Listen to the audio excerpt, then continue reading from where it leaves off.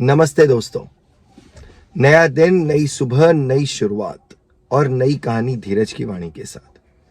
ये कहानी है दो अरब के दोस्तों की। बहुत पुराने समय की बात है। दो अरबी दोस्तों को एक नक्शा मिला। जब उन्होंने उस नक्शे का एनालिसिस किया, विश्लेषण किया, तो उन्हें पता चला कि ये नक्शा तो किसी खजाने का नक्शा है।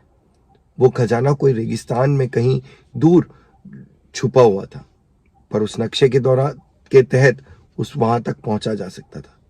लेकिन उन्हें यह भी पता था कि उस रेगिस्तान के अंदर बहुत दूर है वो रेगिस्तान, और बीच में कहीं जान जाने का भी खतरा था। तो उन्होंने दोनों ने ये डिसाइड किया कि वो दोनों एक दूसरे तीसरे दोस्त को अपने साथ लेकर चलेंगे। लेकिन वो दोस्त थोड़ा समझदार हो। एक ऊंट भी एक्स्ट्रा चल पाएगा उनके साथ में, जिसमें खाने पीने का बहुत सारा सामान रखा जा सकेगा।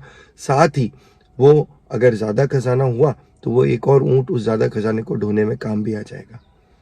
लेकिन समझदार दोस्त लाया कहां से जाए, कैसे पता चले कि कोई समझदार है? तो उन्होंने काफी सोच विचार करके अपने दो दोस्तों को चुना, जिनका नाम था गुरु और बबलू। गुरु और बबलू दोनों ही बहुत ही समझदार और बहुत ही बुद्धिमान थे। दोनों बिल्कुल एक जैसे थे।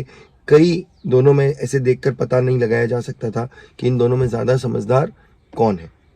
तो अब ये तय करना था कि दोनों में से समझदार कौन है। तो उन्होंने दोनों को बुलाया और कहा कि तुम्हें हम हमारे एक मिशन के लिए साथ ले जाना चाहते हैं, लेकिन हम एक ही इंसान को साथ ले जाएंगे। वो भी दोनों में से जो ज्यादा समझदार होगा उसे साथ ले जाएगा। इसके लिए तुम दोनों को एक प्रतियोगिता से गुजरना पड़ेगा। उस प्रतियोगिता को जो जीत लेगा वो हमारे साथ चलेगा, उसे ही हम चयनित करेंगे।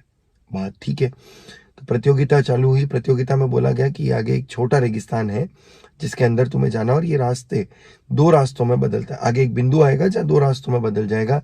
एक रास्ता सही है और एक रास्ता गलत है। जो सही रास्ता चुन लेगा वो विजयी हो जाएगा। ठीक है। दोनों को भेजा गया, तैयार हुए।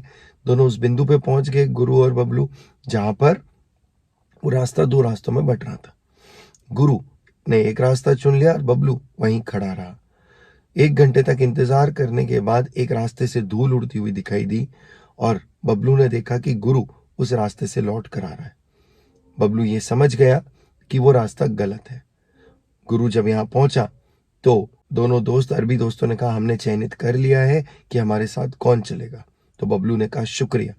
तो बबलू को दोनों अरबी दोस्तों ने ये जवाब दिया कि तुम्हें नहीं, हमने गुरु को चुना है। तो बबलू तपाक से बोल पड़ा कि गुरु ने तो गलत रास्ता चुना था। तो बबलू को जवाब दिया गया कि तुमने तो रास्ता ही नहीं चुना था। तुम तो बैठकर, खड़े होकर यहाँ केवल विचार ही कर रहे थे कि किस रास्ते पे जाना है, जबकि गुरु ने गलत रास्ता ढूंढकर पता लगा लिया कि अब सही रास्ता कौन है। बेशक उसने गलती की, लेकिन उसने कुछ किया जरूर। करने के बाद उसे पता चल गया कि सही रास्ता कौन सा है और कैसे अब वो उस रास्ते पर आगे बढ़ सकता है। और इसी के साथ उन्होंने गुरु को चुना और सब लोग खजाने की तरफ गए, और वहां पर बहुत बहुत बड़ा खजाना उन्हें प्राप्त हुआ। उनकी उम्मीद से ज्यादा प्राप्त हुआ, और लौटकर सकुशल वापस आए। हम भी जिंदगी में कहीं ना कहीं ऐसे ही रुक जाते हैं। कई बार हमारी जीवन में भी ऐसी परिस्थितियां आती हैं कि हम केवल सोचते ही रहते हैं कि हमें क्या करना चाहिए, जबकि हम करते कुछ नहीं है। केवल हम कंफ्यूज होते रहते हैं, क्या गलत है क्या सही है, क्या गलत है क्या सही है। मुझे ये लगता है कि एक रास्ता चुनकर हमें उस पर बढ़ जाना चाहिए, ताकि कुछ ना कुछ नहीं तो तजुर्बा तो जरूर हासिल होता है, और उस तजुर्बे को हम जीवन में कई जगह काम में ले सकते हैं। तो ये थी आज की धीरज की वाणी। धन्यवाद।